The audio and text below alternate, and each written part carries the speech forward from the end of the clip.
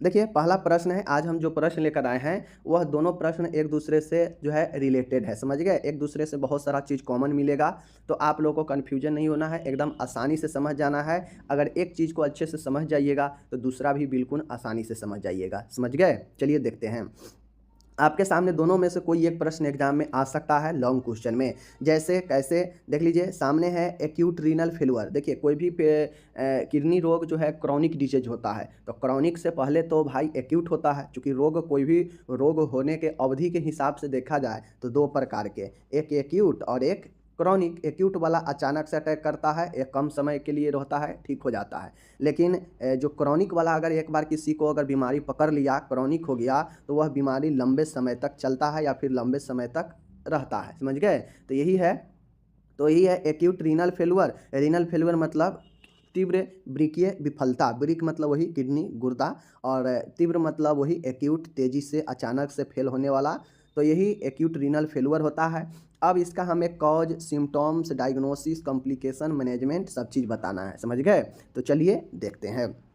सबसे पहले आपको ये समझाना है कि एक्यूट रीनल फेल्यूर होता क्या है। My dear, acute renal failure यानी तीव्र वृक्कीय विफलता या तीव्र गुर्दीय विफलता कहिए, यह गुर्दे का एक रोग है। सबसे पहले समझिए, यह एक किडनी का रोग है, गुर्दे का रोग है, जिसमें किसी भी कारण से अचानक ही किडनी कार्य करना कम या बंद कर देती है, अर्थात रक्त में नाइट्रोजीनियस वेस्ट पदार्थ की मात्रा बढ़ जाती है, और इसी कंडीशन को हम लोग जो है एक्यूट रीनल फेल्यूर कहते हैं। देखिए जब किसी को अचानक से किडनी काम करना बंद कर दे थोड़े समय के लिए, या फिर अचानक से जो है कम काम करने लगे, तो उस कंडीशन को जो है हम लोग एक्यूट रीनल फेल्यूर कहते हैं, समझ गए। ये अचानक वाला एक्यूट को ही दर्शाता है, समझ गए। बाकी अगर इसी जगह पर अगर रहता कि लंबे अवधि से किसी बीमारी के कारण किडनी अगर लंबे समय तक काम करना बंद कर दे या फिर कम कर दे, तो जो है वह हो जाएगा दीर्घीय वृक्क विफलता, मतलब लॉन्ग पीरियड का वह किडनी लंबे समय तक फेल रह सकता है, और इस कंडीशन में पेशेंट को बार बार डायलिसिस कराना या फिर किडनी ट्रांसप्लांट कराना पड़ता है। लेकिन यहाँ पे वो चीज़ें नहीं होता है, समझ गए। अब आपको पता है किडनी क्या काम करता है, तो किडनी वेस्ट मटेरियल को शरीर से बाहर निकालता है, समझ गए, मूत्र मार्ग के द्वारा ब्लड को छानने का काम करता है। तो जब आपका किडनी काम करना बंद कर देगा या हल्का हल्का थोड़ा थोड़ा काम करेगा, तो फिर क्या होगा कि आपके ब्लड में, आपके बॉडी में वेस्ट मटेरियल जो कि नाइट्रोजेनियस होता है, इसका मात्रा बढ़ेगा, और बढ़ेगा तो क्या होगा, बॉडी में पॉइजनिंग होगा, बॉडी में वेस्ट मटेरियल ज़्यादा होगा, तो उससे क्या होगा, बॉडी के लिए खतरनाक होगा, समझ गए ना। तो इस तरह चीज़ होता है। तो यही हमारा जो है तीव्र वृक्कीय विफलता है, यानी अचानक से हमारा किडनी गड़बड़ाने लगे, अचानक से किडनी काम करना बंद कर दे या फिर कम काम करने लगे, समझ गए ना, किसी भी कारण से, तो वह जो है हमारा एक्यूट रीनल फेल्यूर हो जाता है। और इस कंडीशन में बॉडी में नाइट्रोजेनियस वेस्ट पदार्थ बढ़ने लगता है, क्योंकि किडनी काम ही नहीं कर रहा है, समझ गए ना। तो यही हमारा एक्यूट रीनल फेल्यूर होता है। आगे देखिए इसके कारण क्या होते हैं। बहुत सारे कारण हो सकते हैं किडनी फेल होने का अचानक से, तो कारण यहाँ भी याद रख लीजिएगा, तो वहाँ भी कारण काम दे देगा जो है क्रॉनिक वाला में भी, समझ गए। शरीर में तरल का आयतन कम, जो है आयतन या मात्रा कम हो जाना। अचानक से आपके बॉडी में तरल की मात्रा कम हो जाएगा, तो उससे जो है आपका किडनी काम करना कम या बंद कर देता है। गुर्दे की रक्त वाहिनियों का थक्का बनना। अब किडनी की तरफ जो ब्लड जा रहा है किडनी को सप्लाई करने के लिए, अगर उस ब्लड में किसी भी प्रकार के क्लॉटिंग हो जाएगा, थक्का बन जाएगा, तो ब्लड नहीं जा पाएगा किडनी में। अब हम लोग जानते हैं कि जिस भी अंग में ब्लड सप्लाई कम हो जाए, बंद हो जाए, तो वह अंग काम करना बंद कर देता है। तो उसी प्रकार से किडनी का भी हाल है, समझ गए। शरीर से अधिक रक्तस्राव होना। बॉडी से अगर बहुत ज़्यादा रक्तस्राव हो जाएगा, तो किडनी की तरफ ब्लड कम पहुंचेगा, समझ गए ना। तो ये भी कारण है। पेट में पानी भरना। अगर आपके पेट में पानी भर गया, तो किडनी पर दबाव डालेगा, किडनी पर प्रेशर देगा, चूँकि किडनी भी तो एब्डोमिनल कैविटी में ही होता है ना, तो ऐसे में किडनी पर प्रेशर आएगा, किडनी काम जो है कम करेगा, ये चीज़ें हैं। अत्यधिक जलना, बहुत ज़्यादा बर्न हो जाता है पेशेंट, तो अत्यधिक जलने में भी जो है हो सकता है थोड़ा देर के लिए, थोड़ा टाइम के लिए किडनी काम करना बंद कर दे, तो बर्निंग पेशेंट में भी ये होता है। आघात, शॉक लगना। अब जिस पेशेंट को अचानक से आघात लग जाएगा, तो ये कारण हो सकता है कि उस पेशेंट का किडनी भी काम करना बंद कर दे। हृदय संबंधी विकार, जैसे हार्ट फेल कर जाना, अर्थेमिया, तो यह सब कुछ कारण है हार्ट से रिलेटेड। गुर्दे, किडनी का कैंसर होना, समझ गए। आगे है पाइलोनेफ्राइटिस। पाइलोनेफ्राइटिस होना, नेफ्रॉन में प्रॉब्लम, समझ गए ना, जो कि नेफ्रॉन किडनी में ही होता है। गुर्दे में पथरी, स्टोन में अगर बहुत ज़्यादा आपका जो है किडनी में मल्टीपल अगर स्टोन है तो धीरे धीरे वह बढ़ते बढ़ते आपके किडनी को नुकसान पहुंचाएगा, किडनी धीरे धीरे काम करना बंद कर सकता है। लंबे समय तक कैथेटराइजेशन होने पर, अगर लंबे समय से किसी को कैथेटर डाल के रखे हैं मूत्र मार्ग निकालने के लिए, तो इससे भी जो है क्या होगा, किडनी पर असर पड़ सकता है। तो कुछ ज़्यादा इसका जो है कारण है नहीं, कारण आपके सामने में है, ठीक है ना। इन सभी कारणों से बचिएगा तो बिल्कुल आपका किडनी स्वस्थ है। जैसे शरीर में तरल मात्रा की कमी नहीं होनी चाहिए, समझ गए, तरल की मात्रा। गुर्दे में रक्त वाहिनियाँ एकदम फ्रेश होनी चाहिए ताकि ब्लड किडनी को आराम से पहुँचे। शरीर से अत्यधिक रक्तस्राव को बचाना है, अगर चोट उट लग जाए, एक्सीडेंट हो जाए तो ब्लड ज़्यादा से ज़्यादा न बहे, समझ गए। पेट में अगर पानी भर रहा है तो यह भी कारण हो सकता है, क्योंकि पेट में पानी भरेगा तो किडनी पर प्रेशर दबाव देगा, समझिए ना। अत्यधिक अगर कोई पेशेंट जल जाता है तो उसका किडनी पर भी असर पड़ता है। आघात लगना भी एक जो है कारण होता है, समझ रहे हैं चीज़ों को, ये चीज़ें ध्यान में दीजिए। तो ये सब चीज़ें हैं। बाकी हार्ट का भी बीमारी हो सकता है, किडनी का कैंसर भी हो सकता है, पाइलोनेफ्राइटिस, समझ गए, गुर्दे का स्टोन, लंबे समय तक कैथेटर लगे रहना, तो ये सब कारण है। रही बात सिम्टम्स की, तो आप समझिए कि अगर किसी का किडनी खराब हो जाए तो किडनी क्या क्या फंक्शन जो है हमारे बॉडी में करता है, तो जो जब किडनी आपका काम करना बंद कर देगा तो सारे फंक्शन गड़बड़ा जाएगा। जैसे किडनी जो है हमारे बॉडी में क्या करता है, यूरिन को क्लियर करता है, यूरिन को निकालता है, समझ गए, मूत्र को निकालता है वेस्ट मटेरियल के साथ में। तो उसमें मूत्र में प्रोटीन का मात्रा ज़्यादा आने लगेगा। क्यों आने लगेगा, क्योंकि ब्लड में जो है प्रोटीन है उसको सही से नहीं छान पा रहा है, तो मूत्र में प्रोटीन का मात्रा आने लगेगा। पहले रक्त दाब कम होना फिर बढ़ना, पहले रक्त दाब कम होगा फिर धीरे धीरे बढ़ने लगेगा बॉडी में, समझ गए। शरीर में तरल की मात्रा अधिक होना, अब ऐसे कंडीशन में आपके बॉडी में तरल की मात्रा, जब किडनी काम करना बंद करता है तो आपके बॉडी में चूंकि मूत्र का निर्माण उतना होगा ही नहीं, तो इस कंडीशन में तरल की मात्रा बढ़ने लगता है बॉडी में, समझ गए। मूत्र की मात्रा कम हो जाएगा या अनुपस्थित होना, वही चीज़ें है कि जब मूत्र की मात्रा कम हो जाएगा किडनी फेल होने पर या फिर अनमूत्र होगा ही नहीं, तो उस कंडीशन में तरल तो बढ़ेगा ही बॉडी में, समझ गए। अब जब हमारा बॉडी में वेस्ट मटेरियल बढ़ेगा, हमारा ब्लड को जो है प्यूरिफाई किडनी नहीं करेगा, तो क्या होगा, ब्लड में बहुत सारे वेस्ट मटेरियल होगा और उससे हमारा जो है ब्लड का कलर भी चेंज होगा, शरीर में पीलापन बढ़ेगा, समझ गए। तो शरीर में पैलोर यानी पीलापन होना, ज्वर बुखार भी आ सकता है। शरीर में पोटेशियम की मात्रा बढ़ जाएगा, बॉडी में सोडियम की मात्रा कम होगा। ये ध्यान दीजिएगा कि रीनल फेल्योर होता है तो पोटेशियम वगैरह सब बढ़ता है लेकिन सिर्फ सोडियम ही कमता है, समझ गए ना, इसको ध्यान में रखिएगा। अब शरीर में एडिमा होता है, जब आपके शरीर में अनियंत्रित तरल की मात्रा बढ़ेगा, मूत्र नहीं होगा, तो फिर उस कंडीशन में बॉडी में सूजन होता है, समझ गए। हृदय की धड़कन अनियमित होता है, जो रिदम होता है हार्ट का वह अनियमित हो जाता है। सांस में यूरिया या मूत्र का गंध आता है, जो सांस लेते हैं उसमें यूरिया का या मूत्र का गंध आता है, क्योंकि वह मूत्र हमारे मूत्र से बाहर नहीं निकल रहा है। तो उस कंडीशन में जो है श्वास भी अगर हम लेंगे या श्वास छोड़ेंगे तो उसमें यूरिया या मूत्र का गंध आता है, समझ गए, क्योंकि यह ओवरफ्लो होता है बॉडी में। कब्ज एवं दस्त हो सकता है, खून की उल्टी भी हो सकता है व्यक्ति को, समझ गए। तो ये सारे जो है लक्षण व्यक्ति में दिखते हैं जो यहाँ पे मैंने बता दिया, समझिए। ये सब जरूर याद रखिएगा कि मूत्र में प्रोटीन का आना, पहले रक्त दाब कम होना फिर बढ़ना, शरीर में तरल की मात्रा बढ़ जाता है, मूत्र की मात्रा कम होता है या फिर अनुपस्थित रहता है, शरीर पीलापन दिखता है, ज्वर बुखार आता है, शरीर में पोटेशियम की मात्रा बढ़ जाता है जबकि सोडियम की मात्रा कम जाता है रीनल फेल्योर होने पर, शरीर में सूजन आने लगता है जब तरल अत्यधिक होगा, तो हृदय का धड़कन अनियमित हो जाता है, सांस में यूरिया या मूत्र का गंध आता है, कब्ज और दस्त लगता है व्यक्ति को, समझ गए, खून के उल्टी भी हो सकता है। तो ये सारे के सारे लक्षण इंपॉर्टेंट है रीनल किडनी वाले डिजीज के लिए। आगे है, अब इसमें हम लोग क्या क्या डायग्नोस्टिक करते हैं, निदान क्या क्या करते हैं। तो सबसे पहले इतिहास लेते हैं कि ये कब से हो रहा है, कितने दिन से, इससे पहले कहाँ ट्रीटमेंट हुआ, समझ गए। तो इतिहास लेते हैं, बॉडी का एग्जामिन करते हैं, फिजिकल एग्जामिन, समझ गए। कुछ खून की जाँच करते हैं, खून की जाँच में KFT का टेस्ट होता है, KFT में यूरिया क्रिएटिनाइन ये सब आ जाता है, पोटेशियम नाइट्रोजन सोडियम बाइकार्बोनेट, समझ गए, बाइकार्बोनेट स्तर, हीमोग्लोबिन स्तर, ये सब बॉडी में ब्लड के टेस्ट में किया जाता है कि यूरिया क्रिएटिनाइन, समझ गए, यूरिया क्रिएटिनाइन, समझ गए ना। यूरिया क्रिएटिनाइन यह किडनी के बेस्ट मटेरियल है, और यह अगर किडनी खराब जिसका रहता है तो उसमें यूरिया और क्रिएटिनाइन की मात्रा बहुत ज़्यादा बढ़ जाता है, समझ गए, ध्यान रखिएगा। तो ये यूरिया क्रिएटिनाइन है। बाकी पोटेशियम का भी स्तर बढ़ा, नाइट्रोजन का भी बढ़ा, सोडियम का स्तर कम रहता है, बाइकार्बोनेट का हीमोग्लोबिन स्तर भी बढ़ा रहता है। तो ये सब बढ़ा रहेगा, सिर्फ सोडियम की मात्रा कम रहता है, समझ गए, ध्यान रखिएगा। आगे है, कहता है रीनल यूएसजी। रीनल यूएसजी भी यानी अल्ट्रासाउंड, किडनी का अल्ट्रासाउंड होता है। कब का x-ray, kidney ureter bladder x-ray कब, समझ गए, केयूबी एक्सरे, क्यूबी का किया जाता है, किडनी यूरेटर ब्लेडर का एक्सरे किया जाता है।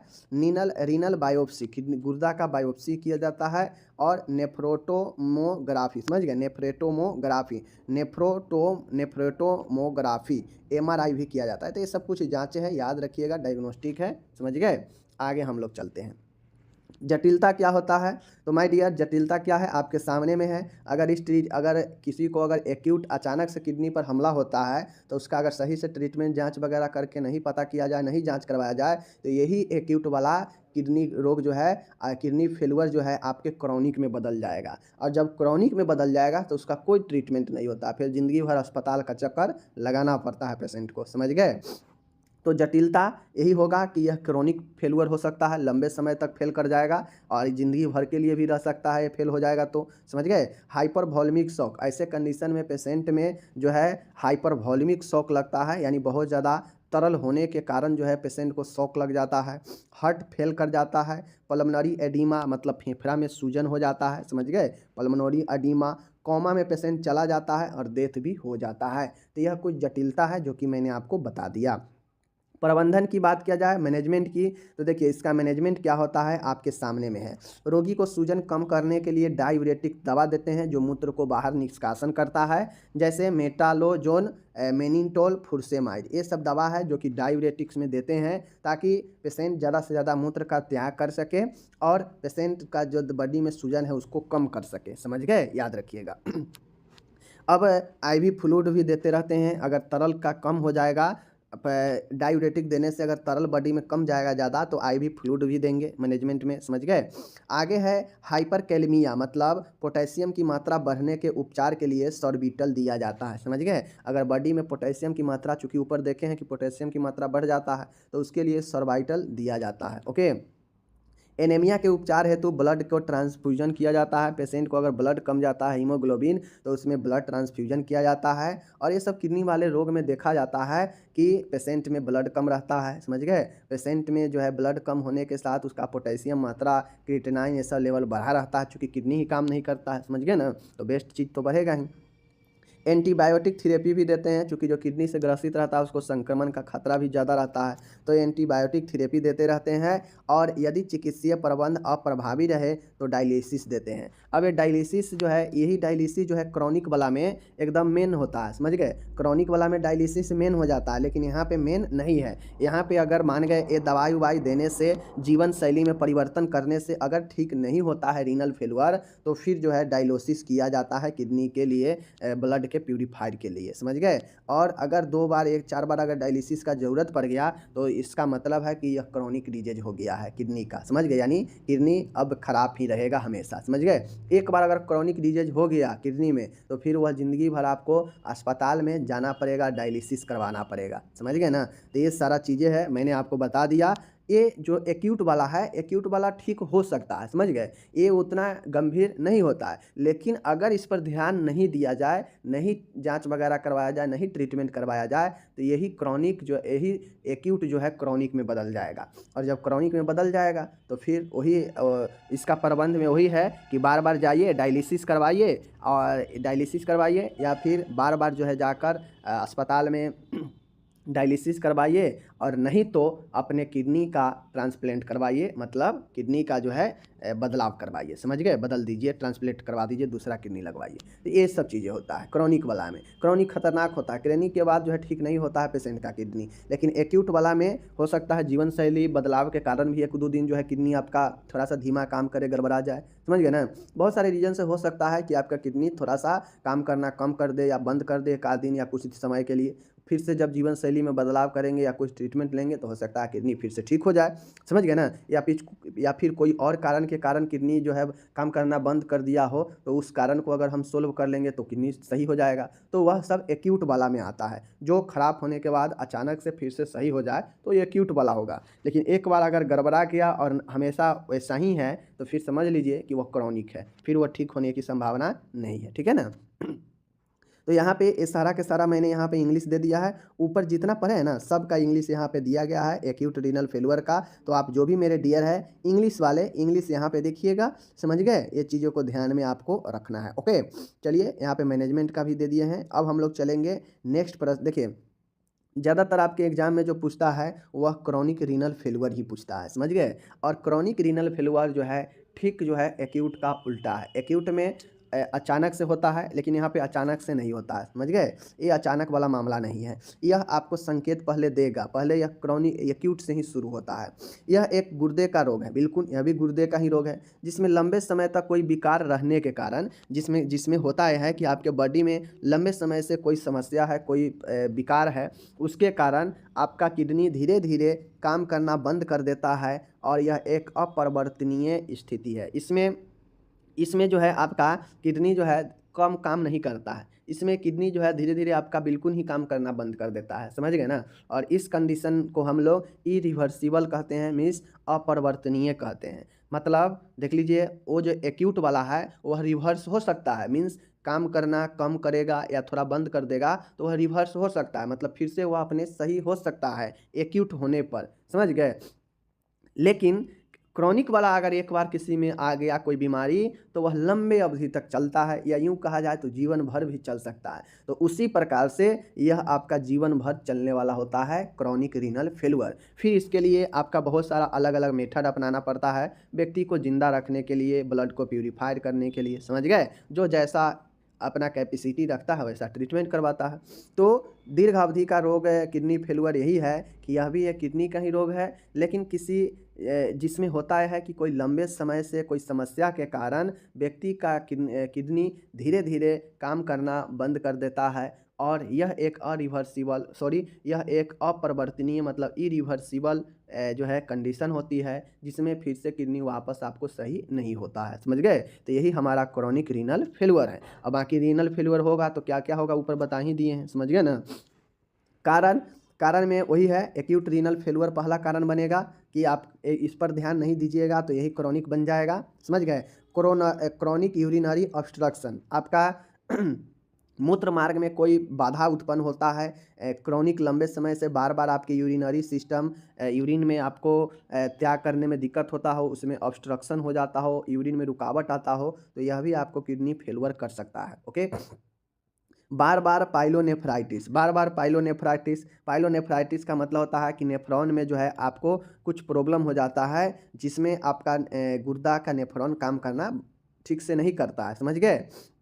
तो पाइलोनेफ्राइटिस होना, अब जब पाइलोनेफ्राइटिस होगा बार बार तो आपका ब्लड प्रेशर बहुत ज़्यादा रहेगा, समझ गए। गुर्दा में कठोर कण का जो है जमाव हो जाएगा, गुर्दे में पथरी हो सकता है, समझ गए। तो बार बार पाइलोनेफ्राइटिस होने से इन सारे चीज़ों का होना आम बात होता है। और जब ये चीज़ होगा आपका तो ऑटोमेटिक है कि किडनी फेलुअर होगा, और बार बार होगा तो वह क्रॉनिक वाला में चला जाता है, समझ गए। अब यहाँ पे है, कहता है नेफ्रोटॉक्सिन्स दवाओं का लंबे समय तक सेवन, जैसे एनसैड एमिनोग्लाइकोसाइड। अब है कुछ नेफ्रो जो यहाँ पे देख लीजिए, कुछ ऐसे दवाएं होते हैं जो नेफ्रोटॉक्सिन्स दवाएं होते हैं, समझ गए, जो नेफ्रॉन को सही करने के लिए लोग लेते हैं, जैसे एनसैड्स दवा। एनसैड का मतलब समझते हैं ना, एनसैड के दवा के मतलब समझ रहे हैं ना। तो वही एनसैड दवा होता है, नॉन एस्टेरॉयडल एंटी इन्फ्लामेटरी डिजीज, समझ गए ना। तो यही होता है, जैसे एमिनोग्लाइकोसाइड एक एनसैड दवा है जो नेफ्रोटॉक्सिन्स के अंदर आता है। अगर इसको व्यक्ति कोई लंबे समय से इस्तेमाल कर रहा है तो आपका किडनी फेल हो सकता है, समझ गए। आगे है डायबिटीज मेलाइटिस, डीएम वाले पेशेंट में भी अगर समझिए कि बहुत ज़्यादा अगर चीनी किसी का बढ़ा रहता है बार बार, तो उसका किडनी ना कहीं जवाब देने वाला है। ओके, गुर्दे में कैंसर, नेफ्रोसरकीनोमा याद रखिएगा, गुर्दे में कैंसर। ग्लोमेरुलोनेफ्राइटिस मतलब जो ग्लोमेरुलर होता है, जो छन्नी होता है किडनी का, उसमें जो है यह प्रॉब्लम हो सकता है, इन्फ्लामेशन बार बार। टीबी होना भी जो है इसका कारण बनता है। तो इसका जटिलता जो भी है, खतरनाक वाला जटिलता ही है। आपके किडनी से ही रिलेटेड ज़्यादा रोग होगा तो यह किडनी फेलियर हो सकता है, समझ गए ना।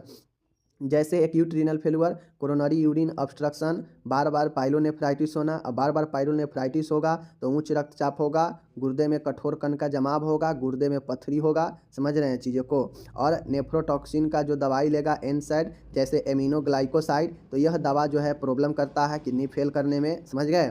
डायबिटीज मेलाइटिस भी कारण होगा, गुर्दे का कैंसर, ग्लोमेरुलोनेफ्राइटिस एंड टीबी, ये सब कारण है, ध्यान रखिएगा। तो उससे कुछ हट के कारण देखे हैं ना, तो वही कारण। लक्षण की बात किया जाए तो पता है आपको, लक्षण में वो सारा चीज़ें तो होगा ही, जैसे मूत्र में प्रोटीन आना, मूत्र की मात्रा कम होना, मूत्र उत्सर्जन बंद होना, समझ गए। या तो मूत्र उत्सर्जन बिल्कुल ही बंद हो जाएगा, या फिर मूत्र कम भी हो सकता है, समझ गए। और मूत्र में प्रोटीन भी आएगा, ये सब वहाँ भी था, यहाँ भी है। शरीर में सूजन आपको पता है, वहाँ भी था, यहाँ भी होगा। शरीर में सोडियम की मात्रा कम होना, वहाँ भी था, यहाँ भी था। पोटेशियम बढ़ना, यहाँ भी है, वहाँ भी था। मूत्र का निर्माण दर कम हो जाना, तभी तो मूत्र जो है आपका कम होगा ना, यानी ग्लोमेरुलर फिल्ट्रेशन रेट जो है आपका कम जाएगा। ओके, आगे देखिएगा, मूत्र में कोशिकाएं एवं क्रिस्टल होना, मतलब मूत्र में क्रिस्टल का जमाव होना, जिसे स्टोन भी होता है। शरीर में संक्रमण पैदा होता है ऐसे कंडीशन में। और उपापचय मेटाबॉलिक एसिडोसिस होता है, आपके बॉडी में अम्लता का जो है मात्रा बढ़ते जाता है, आपके बॉडी में अम्लीयता ज़्यादा बढ़ते जाता है, मेटाबॉलिक डिसऑर्डर हो जाता है, समझ गए, उपापचय गड़बड़ी हो जाता है। तो जो लक्षण ऊपर देखे हैं ना, कुछ लक्षण को जोड़ दीजिए, जैसे उपापचय वाला, समझ गए, शरीर में संक्रमण, क्रिस्टल होना मूत्र का, समझ गए, और ये सारे चीज़ें, बाकी ऊपर वाला भी लिख दीजिएगा तो सही हो जाएगा, समझ गए। निदान की बात किया जाए, इतिहास लेना और सारा निदान वही है, समझ गए ना। टोटल निदान में कोई दिक्कत नहीं, निदान ऊपर वाला ही लिख दीजिएगा, समझ गए। जटिलता की बात किया जाए कॉम्प्लिकेशन का, तो कॉम्प्लिकेशन में कुछ चीज़ें हैं, जैसे हाइपरवॉल्यूमिक शॉक, ऊपर भी था, यहाँ भी है। हृदयघात, हार्ट फेलुअर, समझ गए। फेफड़ों में सूजन, पल्मोनरी एडिमा, ऊपरों भी था, यहाँ भी है। न्यूरोपैथी मतलब तंत्रिकीय विकार भी हो सकता है। यूरेनेमिक निमोनिया, समझ गए, यूरोनोमिक निमोनिया हो सकता है। उपापचय अम्लता, मतलब ऊपर जो लक्षण में अभी देखे हैं ना, मेटाबॉलिक एसिडोसिस, तो ये भी हो सकता है। रेटिना में विकार, मतलब आपका आंख में भी प्रॉब्लम पहुंचा सकता है अगर किसी को क्रोनिक किडनी रोग है तो। लंबी बेहोशी, कोमा में चला जाता है, डेथ भी हो जाता है पेशेंट को। तो ये कुछ जटिलता है, कुछ जटिलता ऊपर में भी दिया था और कुछ जटिलता नया है, जो कि आप यहाँ पे देख लीजिएगा। नया क्या है, तो यूरेनेमिक न्यूमेनिया, न्यूरोपैथी, समझ गए, उपापचय अम्लता, रेटिना में विकार, ये चार जो है आपका क्या है, नए जटिलता है, जिसको यहाँ पे इंक्लूड कर दीजिएगा, ऊपर वाला में नहीं लिखना है, समझ गए, बस। मैनेजमेंट की बात किया जाए माय डियर, तो मैनेजमेंट है, यह एक अपरिवर्तनीय स्थिति है, मतलब यह इरिवर्सिबल है, एवं किडनी को जितनी हानि हो चुकी है वह ठीक नहीं हो सकती है, अतः इसके आगे का उपचार हेतु देखना चाहिए। माय डियर, इरिवर्सिबल पोजीशन का मतलब है कि यह एक ऐसा स्थिति है जो अपरिवर्तनीय है, परिवर्तन नहीं होगा। अगर जितना किडनी का भाग खराब हो गया है, अगर मानिए 100% में से आपके 60% अगर किडनी खराब हो गया है, तो यह 60 कभी भी वापस नहीं आएगा, फिर आपको 40 पर अपना जीवन जो है चलाना पड़ेगा, समझ गए, ये चीज़ें है, ठीक है ना। तो इसके आगे का उपचार देखना चाहिए, जो खराब हो चुका है वो तो ठीक होगा नहीं, अगर बिल्कुल खराब हो गया है तो बिल्कुल फिर ठीक नहीं होगा किडनी, समझ गए, ये चीज़ें। अब इसके आगे के उपचार में क्या होता है, तो हेमोडायलिसिस होता है, डायलिसिस किया जाता है पेशेंट का, पेरिटोनियल डायलिसिस होता है, ये 2 प्रकार का डायलिसिस है। और रीनल का ट्रांसप्लेट किया जाता है, किडनी जो है दूसरा किडनी लगाया जाता है, समझ गए।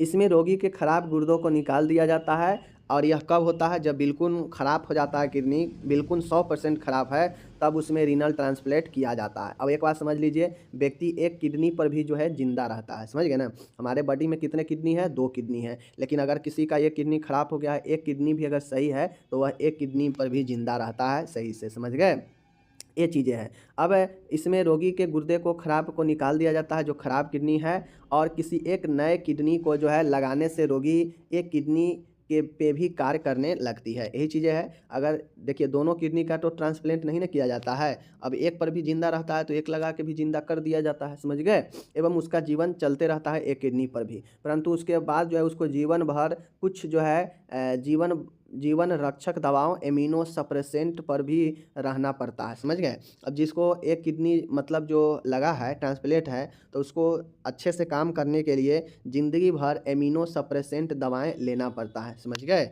एक चीज़ें का ध्यान में रखना है। अब है एंटीबायोटिक थेरेपी संक्रमण के लिए दिया जाता है। रोगी को विटामिन डी का पूरक खुराक दिया जाता है ताकि बॉडी में कैल्शियम वगैरह की मात्रा भरपूर बना रहे।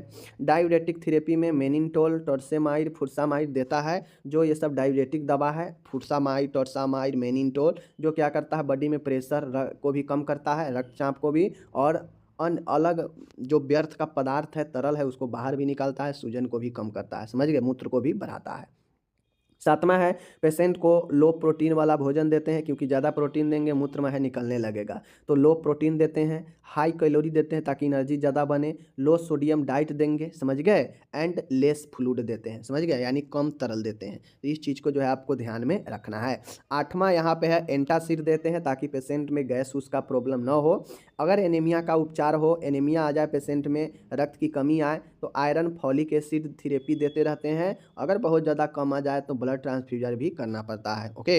एंड आगे है एंटी हाइपरटेंसिव दवाई देते हैं, यानी रक्तचाप को कम करने वाला दवाई भी देते हैं। तो यह सब कुछ प्रबंध है, कुछ सहायक प्रबंध है, कुछ मेन प्रबंध है। मेन प्रबंध तो आपका ऊपर ही 3 था, जो कि डायलिसिस था, peritoneal dialysis, hemodialysis, renal transplant जिसमें किडनी, स्वस्थ किडनी को लगाया जाता है एक किडनी को, जिससे जीवन चलता रहता है। और उसके साथ में जब किडनी ट्रांसप्लांट किया जाता है तो वैसे व्यक्ति को इम्यूनो सप्रेसेंट दवा हमेशा लेना पड़ता है, समझ गए। और उसके बाद जो भी रीनल ट्रांसप्लांट हो ही गया, डायलिसिस हो ही गया। अगर कोई रीनल ट्रांसप्लांट नहीं करवाना चाहता है, क्योंकि बहुत महंगा प्रोसेस है, तो ऐसे में वो पेशेंट जो है डायलिसिस करवाना पड़ता है। सप्ताह में करवाइए, महीने में करवाइए, जिस अनुसार किडनी आपका काम कर रहा है। अगर थोड़ा मोड़ा काम कर रहा होगा तो वैसे पेशेंट को जो है महीना में 1-2 बार करवाएगा तो चलेगा। लेकिन अगर किसी का किडनी बिल्कुल ख़राब हो जाएगा तो फिर जो है उसको सप्ताह करवाना पड़ता है, समझ गए। अगर बिल्कुल ही नहीं काम करता है तो फिर उसके लिए ट्रांसप्लांट करवाया या नहीं करवाइए तो भाई डेली 2 दिन पर जो है आपको करवाना पड़ेगा डायलिसिस। यही चीज़ें, चूँकि जैसे ही वेस्ट मटेरियल बढ़ेगा बॉडी में तो प्रॉब्लम करेगा, समझ गए ना। तो ये एक्यूट और क्रॉनिक दोनों मैंने यहाँ पे पढ़ा दिया। यहाँ पे इंग्लिश इसका दिया गया है, आप लोग इसके इंग्लिश को देख लीजिएगा पीडीएफ। आज का प्रश्न है एम्बोलिज्म क्या है, एम्बोलिज्म के प्रकार और पैथोफिजियोलॉजी बताइए। साथियों, एम्बोलिज्म आपको आगे भी बहुत बार आएगा। एम्बोलिज्म और थ्रोम्बोसिस, ये 2 चीज़ें आपको बार बार आएगा। थ्रोम्बस क्या होता है, एम्बोलिज्म क्या होता है। तो पहले हम लोग एम्बोलिज्म और इसके प्रकार को देखेंगे, फिर हम लोग थ्रोम्बस के बारे में देखेंगे, ओके। बहुत बहुत महत्वपूर्ण प्रश्न है। देखिए, किसी भी तरल गैस, ठीक है, किसी भी तरल गैस या ठोस के रूप में गतिशील पदार्थ को एम्बोली कहा जाता है। जैसे चाहे ब्लड हो, चाहे कोई कण हो ठोस के रूप में, या फिर कोई गैस हो, अगर वह मूवमेंट में रहता है तो उसे जो है हम लोग क्या कहते हैं, एम्बोली कहते हैं, जो किसी भी कारण शरीर के रक्त वाहिनियों में प्रवेश कर जाता है। देखिए, अब हमारे शरीर में बहुत सारे वेस्ट मटेरियल होते हैं, बहुत सारे गैस के रूप में, तरल के रूप में, या फिर ठोस के रूप में, छोटे छोटे कण के रूप में हमारे शरीर में बहुत सारे ऐसे पदार्थ मौजूद है जो कि गतिशील होता है, उसे हम लोग एम्बोली कहते हैं, ठीक है। लेकिन होता यह है कि किसी न किसी कारण से यह गैस, तरल या ठोस के रूप में जो गतिशील कण है, पदार्थ है, वह किसी न किसी कारण से रक्त वाहिनी में, मतलब जो ब्लड वेसल्स है जिसके द्वारा ब्लड पास करता है, फ्लो करता है, इस रक्त वाहिनी में यह प्रवेश कर जाता है किसी भी कारण से, और रक्त वाहिनियों में बह रहे रक्त प्रवाह में रुकावट पैदा करता है। जैसे आप लोग को मैं बता दूं कि ये हमारा ब्लड का नली है, ठीक है, ये ब्लड का नली है, इसमें रक्त बह रहा है। अब बाहर से किसी न किसी कारण से कोई ऐसे पदार्थ जो गैस के रूप में हो सकता है, तरल के रूप में हो सकता है, या ठोस के रूप में हो सकता है, जो इस ब्लड वेसल्स, रक्त वाहिनी में प्रवेश कर जाता है। अब प्रवेश करने से हम जानते हैं कि यह केवल और केवल रक्त का नली है, यहाँ पे सिर्फ और सिर्फ रक्त के बहने का यह मार्ग है। अब इसमें कोई एक्स्ट्रा पदार्थ प्रवेश कर जाएगा तो ये तो जाहिर सी बातें हैं कि यह जो है ब्लड के प्रवाह में रुकावट पैदा करेगा ही करेगा। तो यही जो है हमारा एम्बोलिज्म होता है, ठीक है।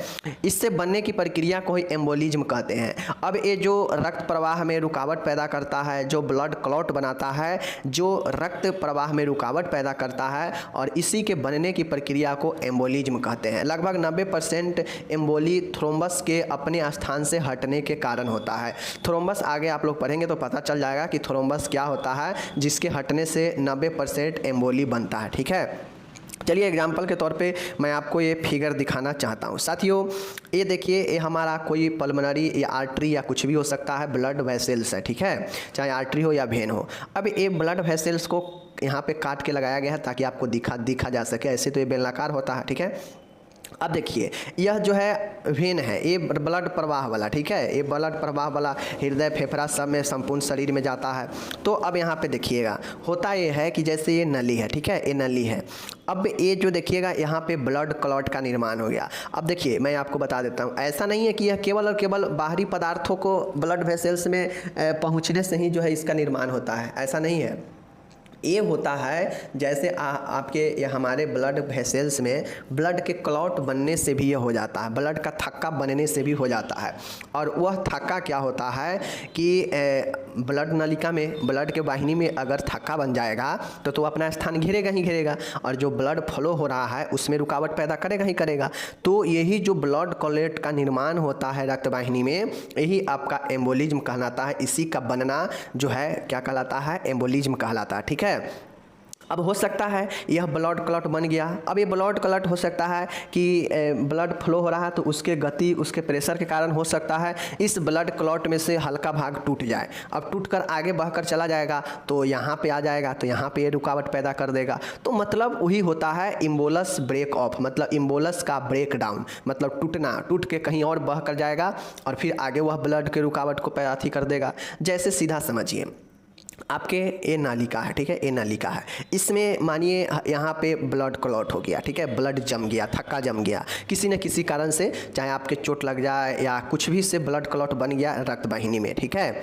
अब रक्त वाहिनी में ब्लड क्लॉट बन गया। अब ब्लड क्लॉट, अब यहाँ से ब्लड प्रवाह का तो जो है गति कम जाएगा, क्योंकि जो पूरा जगह चाहिए उसमें अब हल्का जगह, यही जगह बचा हुआ है, इससे होकर ब्लड ये पास करेगा। अब पास करेगा तो हो गए, मान गए इधर से गति मारेगा तो हो सकता है कि इतना पार्ट जो है ब्लड क्लॉट का टूट जाए, और टूटकर जो है यह आगे आ जाए, इधर आ जाए या फिर इधर बहने लगे।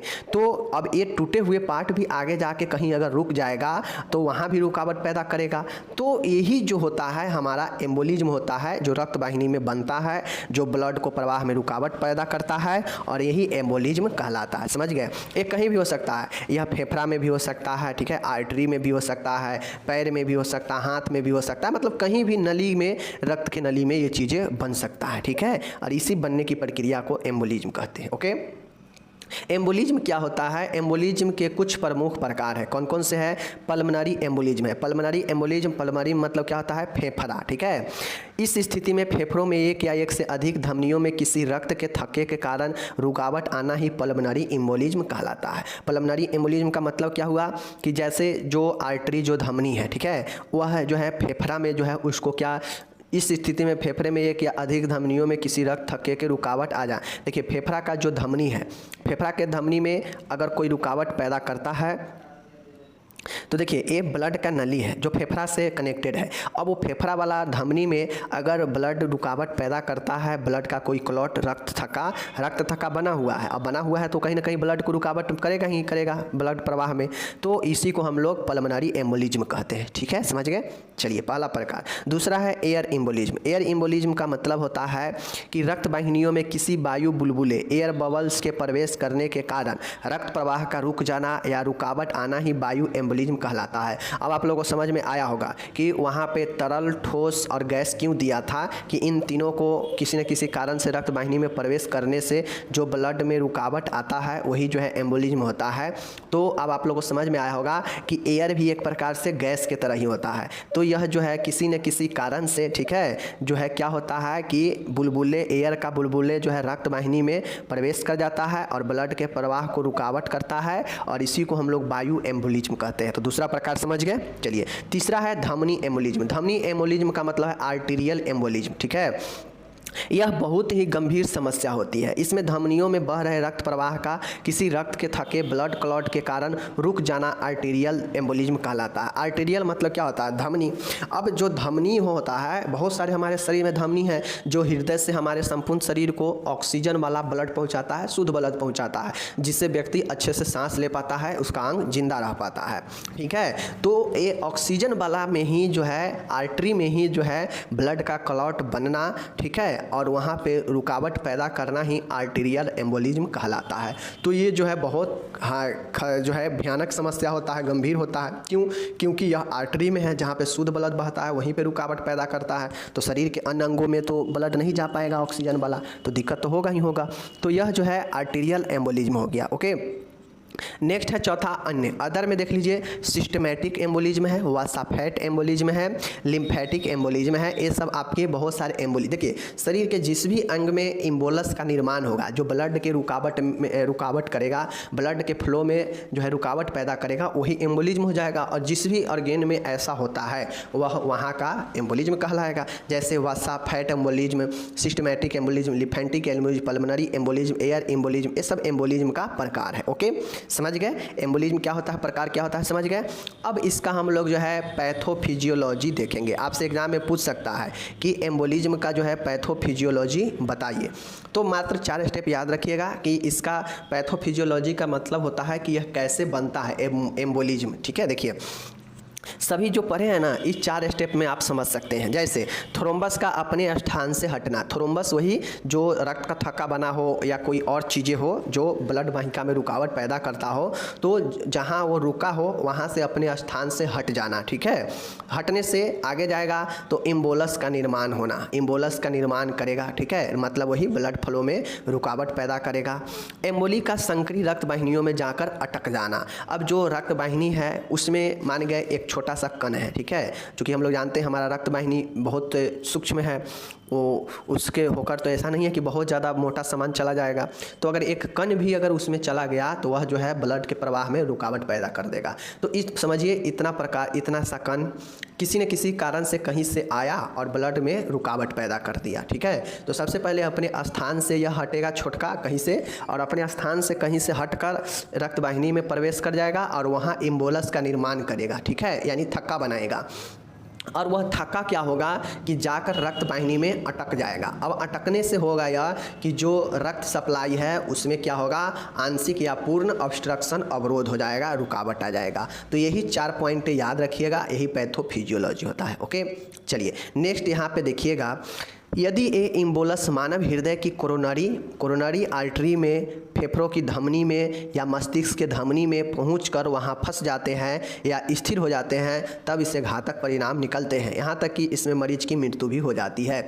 देखिए जितने भी आर्टरी है, ठीक है, पल्मोनरी आर्टरी हो चाहे कोरोनरी आर्टरी हो, ठीक है, तो आप लोग को एक चीज़ समझना चाहिए कि जो पल्मोनरी आर्टरी होता है उसमें अशुद्ध रक्त बहता है, उल्टा हो जाता है। ठीक है, तो ये चीज़ें, और जो पल्मोनरी वेन होता है, पल्मोनरी आर्टरी और पल्मोनरी वेन, ये दोनों में ब्लड सर्कुलेशन उल्टा होता है। जिस प्रकार से अन्य ऑर्गेन में आर्टरी में ब्लड शुद्ध बहता है और वेन में अशुद्ध, उसी प्रकार से जब पल्मोनरी लग जाता है तो पल्मोनरी आर्टरी में अशुद्ध रक्त होता है और पल्मोनरी वेन में शुद्ध रक्त होता है, उल्टा हो जाता है पल्मोनरी के कंडीशन में। ठीक है, तो ये चीज़ समझ गए।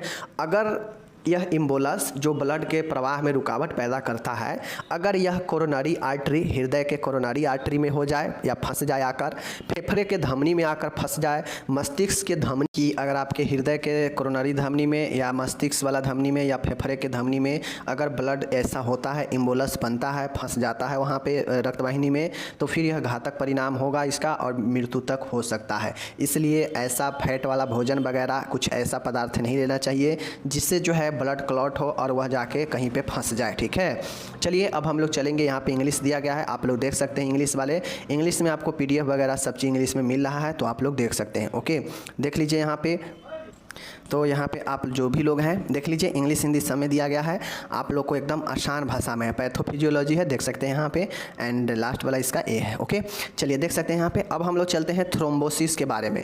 थ्रोम्बस आप लोग जान जाएंगे, ऊपर आप लोग जो देखे हैं अभी आप इसका जान जाएंगे थ्रोम्बोसिस होता क्या है। ओके, देखिए ये सब बड़ी महत्वपूर्ण है, आपको जानना चाहिए कि आखिर इम्बोलिज्म क्या होता है, थ्रोम्बोसिस क्या होता है। चलिए थ्रोम्बोसिस और इसके प्रकार को देखते हैं। ठीक है, देख लीजिए साथियों, थ्रोम्बोसिस और इसके प्रकार क्या होता है, चलिए बताते हैं। चलिए थ्रोम्बोसिस देखिए, परिवहन के किसी भी भाग में रक्त का थक्का बनना ही थ्रोम्बोसिस कहलाता है, जो कि रक्त प्रवाह में रुकावट पैदा करता है, अतः रक्त में थक्का बनने के परिणाम उत्पन्न होते हैं। ठीक है साथियों, देखिए यहाँ पे आप लोग को मैं बता दूँ कि थ्रोम्बोसिस जो होता है वह रक्त परिवहन यानी रक्त के संचार में, रक्त के फ्लो में, ब्लड फ्लो में कहीं भी जो है रक्त का क्लॉट बनना, ब्लड का क्लॉट बनना ही थ्रोम्बोसिस कहलाता है। तो अब लोग आप लोग समझ गए होंगे कि थ्रोम्बस क्या है। तो थ्रोम्बस ब्लड का क्लॉट होता है और इसी को ब्लड क्लॉटिंग को बनना ही थ्रोम्बोसिस कहलाता है, जो कि कहाँ बनता है तो रक्त परिवहन के किसी भी भाग में बन सकता है, समझ गए। तो एम्बोलिज्म क्या होता है आप लोग समझ गए, और एम्बोलिज्म थ्रोम्बोसिस क्या होता है। थ्रोम्बोसिस ब्लड का क्लॉट बनना कहाँ पे, रक्त परिवहन में, इसी को हम लोग थ्रोम्बोसिस कहते हैं। लेकिन एम्बोलिज्म में ब्लड का क्लॉट के साथ साथ अन्य भी कुछ हो सकता है, ठीक है ना। और वहाँ पे जो चीज़ें था वो आपका एम्बोलिज्म था और ये आपका थ्रोम्बोसिस है, समझ गए। जैसे मैं आपको समझाता हूँ, एम्बोलिज्म का मतलब होता है कि जैसे यह रक्त वाहिनी है, ठीक है, ये रक्त हमारा वाहिनी है। अब हो सकता है इसमें कोई फैट भी जम सकता है, ठीक है, कहीं से आकर इसमें आर्टरी में फैट भी जम सकता है, ठीक है। अब फैट भी जमने से यह ब्लड में प्रवाह में रुकावट पैदा करेगा, तो यह भी एम्बोलिज्म होगा। मतलब ब्लड प्रवाह में रुकावट पैदा करना वैसा पदार्थ, चाहे वो गैस के रूप में हो, तरल के रूप में हो या ठोस के रूप में हो, सब के सब एम्बोलिज्म होता है, ठीक है। लेकिन थ्रोम्बोसिस होता है जो ब्लड क्लॉट बनता है रक्त वाहिनी में और जो रुकावट पैदा करता है, ठीक है। सीधा बातें हैं, कुछ भी चीज़ें हो और ब्लड के वाहिनी में वह बनेगा तो रुकावट पैदा होगा ही होगा, लेकिन थ्रोम्बोसिस में ब्लड क्लॉट होता है, समझ गए। चलिए, अतः रक्त में थक्का बनने से निम्न परिणाम होते हैं। अतः रक्त में थक्का बनता है तो इसका क्या क्या परिणाम होता है आप लोग देख सकते हैं। पहला है रक्त प्रवाह रुक जाना, बिल्कुल सही। सीरा वाल्व में अनियमितता, एबनॉर्मेलिटी ऑफ वेन वाल्व, मतलब जो सीरा का वाल्व है उसमें अनियमितता होता है। रक्त जमने की प्रक्रिया में अनियमितता, एबनॉर्मलिटी ऑफ क्लॉटिंग, क्लॉटिंग में भी असमानता होता है। ओके, तो ये चीज़ हो गया। अर्थात रक्त के जमने में सहायक कारकों के सक्रिय होने से रक्त थक्के बनते हैं। बाहरी चोट की अवस्था में यह एक समान प्रक्रिया है, लेकिन थ्रोम्बोसिस एक रोगजनक प्रक्रिया है। थ्रोम्बोसिस एक रोगजनक प्रक्रिया होता है, ठीक है, जो बनने से आपके रोग से ग्रसित होते हैं। बट ब्लड क्लॉट अलग है। अगर नॉर्मल तौर पर ब्लड क्लॉट होता है तो वह हमारा शरीर का एक क्या है, हिस्सा है, एक क्रिया है, जो चोट लगने से हमारे शरीर में जिस जगह पर चोट लगता है वहाँ क्लॉट बनना एक समान प्रोसेस होता है, ठीक है। लेकिन अगर थ्रोम्बोसिस हो रहा है तो यह एक रोग वाला अवस्था होता है। चीज़ें समझ गए। चलिए, थ्रोम्बोसिस के मुख्यतः 3 प्रकार होते हैं, देख लीजिए। पहला है कौन कौन से, पहला है आर्टीरियल थ्रोम्बोसिस, ठीक है। इस प्रकार के थ्रोम्बोस का निर्माण मुख्यतः धमनियों में होता है, जैसे कोरोनरी धमनी, सेरेब्रल धमनी, फीमोरल धमनी। इस प्रकार के थ्रोम्बस का रंग भूरा सफ़ेद होता है, जो रक्त प्रवाह को अवरुद्ध करता है, जिसके फलस्वरूप प्रभावित भाग में इन्फार्क्शन की स्थिति जो है उत्पन्न होती है और इसके कारण व्यक्ति में हार्ट अटैक भी आता है, ठीक है। तो ये जो है पहला पॉइंट हमारा आर्टीरियल थ्रोम्बोसिस होता है। आर्टीरियल थ्रोम्बोसिस मतलब आर्टरी में ब्लड क्लॉट होता है और ये थ्रोम्बोसिस का निर्माण होता है, जैसे कोरोनरी धमनी, सेरेब्रल धमनी, फीमोरल धमनी। इस प्रकार के जो थ्रोम्बस होता है उसका रंग भूरा सफ़ेद होता है, जो रक्त प्रवाह को अवरुद्ध करता है, जिसके फलस्वरूप प्रभावित भाग में इन्फार्क्शन की स्थिति उत्पन्न हो जाती है। तो पहला आर्टेरियल थ्रोम्बस हो गया। ओके, दूसरा है सीरिये thrombus, venous thrombus. Venous thrombus, इस प्रकार के थ्रोम्बस का निर्माण सिराओं में प्रवाहित धीमे रक्त में होता है। इसकी संभावना शिशु जन्म के पश्चात एवं पेट के ऑपरेशन होने के बाद होती है, ठीक है। देखिए, सिरा है मतलब इस प्रकार के जो थ्रोम्बस होता है वह वेन में होता है, सिरा में होता है, ठीक है। अब सिरा और आर्टरी क्या होता है तो फर्स्ट ईयर में ही जान पढ़े हैं। तो इस प्रकार के जो थ्रोम्बस होता है यानी ब्लड क्लॉट का जो संभावना होता है वह सिरा में होता है, और यह जो है शिशु जन्म के बाद और पेट के ऑपरेशन के बाद जो है ज़्यादातर संभावना होती है। यह थ्रोम्बस मुख्यतः लेग वेन मतलब पैर के सिरा में, पोपिलिटियल सेल, ठीक है, फीमोरल वेन और इलियाइक सिरा, इसमें जो है आपके होने की संभावना होती है। तो ये सीरिये थ्रोम्बस आपके हो गया। तीसरा है कार्डियक थ्रोम्बस। कार्डियक थ्रोम्बस मतलब हृदय से रिलेटेड है। इस प्रकार के थ्रोम्बस का निर्माण हृदय के किसी भी चैम्बर में हो सकता है, परंतु यह आलिंद एवं एबी वाल्व में अत्यधिक समान है। साथियों, कार्डियक थ्रोम्बस का मतलब है कि हृदय में थ्रोम्बस बनना। अब हृदय में 4 चैम्बर होता है, चारों चैम्बर में आपका आर्टेरियल और वेंट्रिकल होता है, ठीक है। तो इसी में से ब्लड इधर उधर करते रहता है। तो अगर ब्लड का क्लॉटिंग अगर आपके किसी कारण से अगर हृदय के चैम्बर में हो सकता है, जैसे यह आलिंद आर्टरियम में और एवी वाल्व में अत्यधिक होता है, ठीक है। अत्यधिक समान है, मतलब इस दोनों में अधिक होता है ब्लड का क्लॉट। कभी कभी इन थ्रोम्बस का आकार इतना अधिक हो जाता है कि यह मिट्रियल वाल्व को भी ब्लॉक कर देता है, मतलब जिसके द्वारा ब्लड जो है इस वाल्व चेंबर से होकर दूसरे चेंबर में आता है और इसमें एक वाल्व होता है, तो इसका इतना न बड़ा हो जाता है थ्रोम्बस का आकार कि यह जो है इस मिट्रियल को भी क्लॉट कर देता है, जिससे ब्लड न उस पार चेंबर में जा पाता है न इस पार का। ठीक है, इनको वाल्व का थ्रोम्बस के नाम से भी जाना जाता है, वाल्व थ्रोम्बस भी जाना जाता है, जो हृदय के वाल्व को क्या करता है, अवरुद्ध करता हो, ब्लॉक करता हो। ठीक है, समझ गए। चलिए, अब इस प्रकार से आपका ये 3 वाल्व था, आपका arterial thrombus, serial thrombus, cardiac thrombus. ठीक है, और यह थ्रोम्बस भी जो है खतरनाक होता है बॉडी के लिए।